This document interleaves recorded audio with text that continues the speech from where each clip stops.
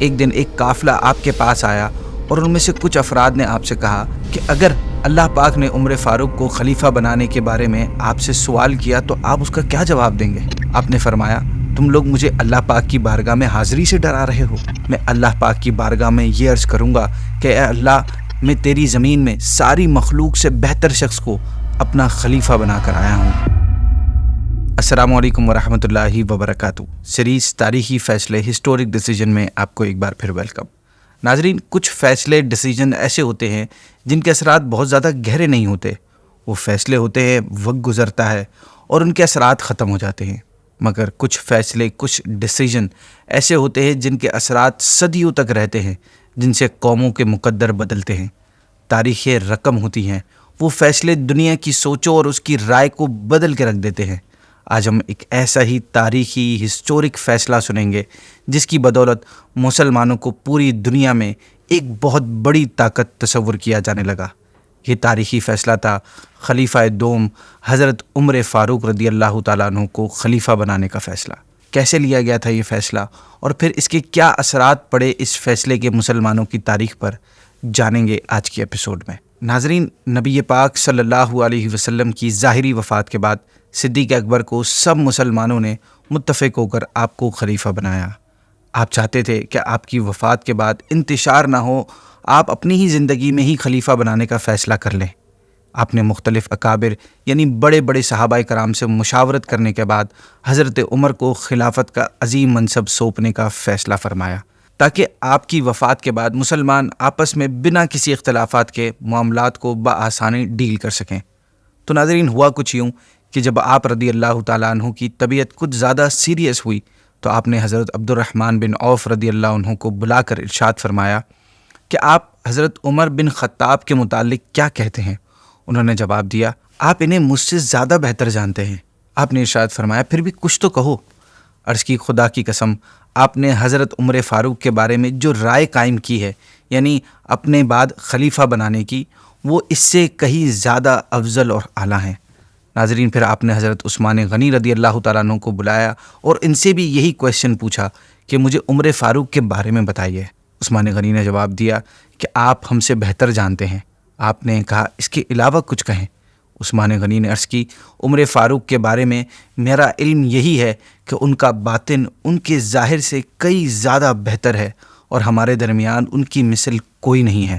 پھر صدیق اکبر نے حضرت سعید بن زید اور اسید بن حضیر رضی اللہ تعالیٰ عنہما کے ساتھ دیگر مہاجرین و انصار سے بھی مشورہ کیا۔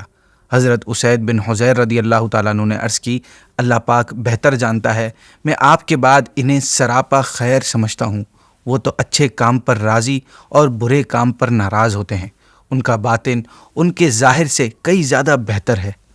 اسید بن حضیر مزید فرماتے ہیں کہ آپ کو حضرت عمر کے مقابلے میں کوئی بھی منصب خلافت پر زیادہ مضبوط اور قوت والا ہرگز نظر نہیں آئے گا۔ ان بڑے بڑے صحابہ سے مشورہ کرنے کے بعد آپ نے حضرت عمر کو خلیفہ بنانے کا پکا فیصلہ فرما لیا تھا۔ پھر اچانک ایک دن ایک قافلہ آپ کے پاس آیا اور ان میں سے کچھ افراد نے آپ سے کہا کہ اگر اللہ پاک نے عمر فاروق کو خلیفہ بنانے کے بارے میں آپ سے سوال کیا تو آپ اس کا کیا جواب دیں گے؟ ناظرین، یہ سوال غالباً اس لیے کیا گیا تھا کیونکہ بعض لوگ حضرت عمر کی سختی سے بہت زیادہ ڈرتے تھے، لیکن ابو بکر صدیق اس بات کو جانتے تھے کہ آپ کی سختی آپ کے پرسنل میٹرز میں نہیں ہوتی، بلکہ آپ دینی معاملات اور اسلامی احکامات پر عمل کروانے کے معاملے میں بہت سخت مزاج تھے۔ لہٰذا ان حضرات کی بات سن کر صدیق اکبر نے فرمایا، مجھے بٹھاؤ۔ چنانچہ آپ کو بٹھا دیا گیا۔ آپ نے فرمایا، تم لوگ مجھے اللہ پاک کی بارگاہ میں حاضری سے ڈرا رہے ہو۔ آپ نے کہا، میں اللہ پاک کی بارگاہ میں یہ عرض کروں گا کہ اے اللہ، میں تیری زمین میں ساری مخلوق سے بہتر شخص کو اپنا خلیفہ بنا کر آیا ہوں۔ پھر آپ نے فرمایا، میری یہ بات دوسروں لوگوں تک بھی پہنچا دو۔ ناظرین، یہ کہہ کر آپ رضی اللہ عنہ لیٹ جاتے ہیں۔ پھر حضرت عثمان غنی تشریف لاتے ہیں تو آپ ان سے حضرت عمر فاروق کی خلافت کے حوالے سے لوگوں کے لیے حکم نامہ لکھواتے ہیں۔ آپ لکھواتے ہیں، اللہ پاک کے نام سے شروع، جو بہت مہربان نہایت رحم والا۔ یہ وہ بات ہے جو ابو بکر نے دنیا سے جاتے ہوئے اور عالم آخرت میں قدم رکھتے ہوئے کہی تھی۔ ایسے خطرناک وقت میں جب کافر کلمہ پڑھ لیا کرتا ہے، بدکار آدمی توبہ کر لیتا ہے اور جھوٹا انسان بھی سچی بات کہہ دیتا ہے، میں نے اپنے بعد عمر بن خطاب کو تم پر امیر بنایا ہے۔ تم پر لازم ہے کہ اس کی بات سنو اور اس کی اطاعت کرو۔ میں اللہ پاک اور اس کے رسول صلی اللہ علیہ وسلم دین اسلام اپنی اور تمہاری ذات کے بارے میں کبھی کوئی کوتاہی نہیں کی۔ اگر عمر نے عدل کیا اور اس کی مجھے اس سے امید ہے تو ہر آدمی کو اپنے نیک اعمال کی جزا ملتی ہے، اگر ناانصافی کی تو ہر کسی کو گناہ کی سزا ملتی ہے۔ اس کے باوجود میں نے اپنی طرف سے بہتر کام کر دیا ہے۔ مجھے ذاتی طور پر علم غیب حاصل نہیں، اور ظالموں کو عنقریب معلوم ہو جائے گا کہ وہ کس انجام کو پہنچتے ہیں۔ والسلام علیکم ورحمۃ اللہ وبرکاتہ۔ پھر اس حکم نامے کو حضرت عثمان غنی لے کر باہر تشریف لے آتے ہیں۔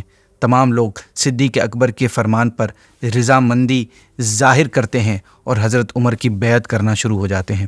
اس کے بعد آپ رضی اللہ عنہ حضرت عمر فاروق کو بلا کر کچھ نصیحتیں فرماتے ہیں۔ آپ فرماتے ہیں، عمر، اللہ پاک سے ڈرتے رہا کرو اور یاد رکھو اللہ پاک کے جو کام دن میں ہونے والے ہیں رات تک پیچھے نہیں کیے جاتے، اور رات والے کام دن پر نہیں چھوڑے جاتے۔ نوافل تب ہی قبول ہوتے ہیں جب فرائض ادا کر دیے جائیں۔ روز قیامت اسی شخص کی نیکیاں بھاری ہوں گی جو دنیا میں حق کی پیروی کرتا تھا۔ ایسے شخص کے لیے میزان عدل کا حق ہے کہ بھاری ثابت ہو، اور جو حق سے پھرتا رہا اس کی نیکیاں ہلکی ہوں گی، اور ایسے شخص کے لیے میزان کا حق ہے کہ ہلکا ثابت ہو۔ اللہ نے اہل جنت کا ذکر کیا تو نہایت اعلیٰ صفات کے ساتھ کیا اور ان کے گناہ معاف کر دیے۔ جب میں انہیں یاد کرتا ہوں تو خوف خدا کے سبب جنتی نہ ہونے سے ڈرتا ہوں، اور اللہ پاک نے جہنمیوں کا ذکر کیا تو نہایت برے اعمال کے ساتھ کیا، اور ان کے بہتر کاموں کا بدلہ انہیں دنیا میں ہی دے دیا۔ جب میں انہیں یاد کرتا ہوں تو رحمت الہی کے سبب جہنمی نہ ہونے کی امید کرتا ہوں۔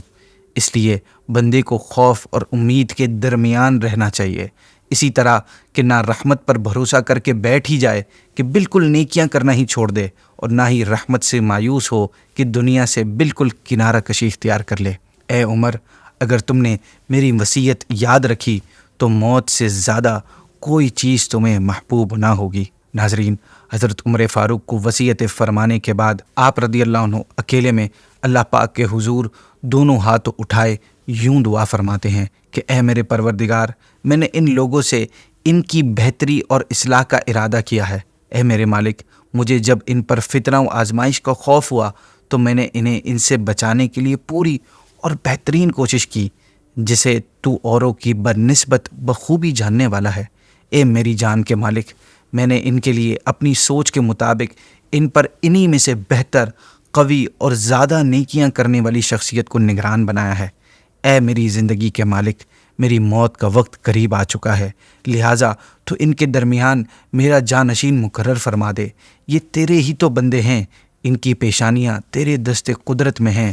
اے اللہ، ان حکمرانوں کی اصلاح فرما۔ اے رب العالمین، میرے بہترین دوست عمر کو اپنے خلفائے راشدین میں سے بنا۔ آمین۔ ناظرین، سیدنا صدیق اکبر کے اس فیصلے نے دین اسلام کو بہت فائدہ پہنچایا۔ حضرت عمر فاروق کی خلافت نے اسلام اور مسلمانوں کو کتنا زیادہ بینیفٹ پہنچایا، یہ کسی سے ڈھکی چھپی بات نہیں ہے۔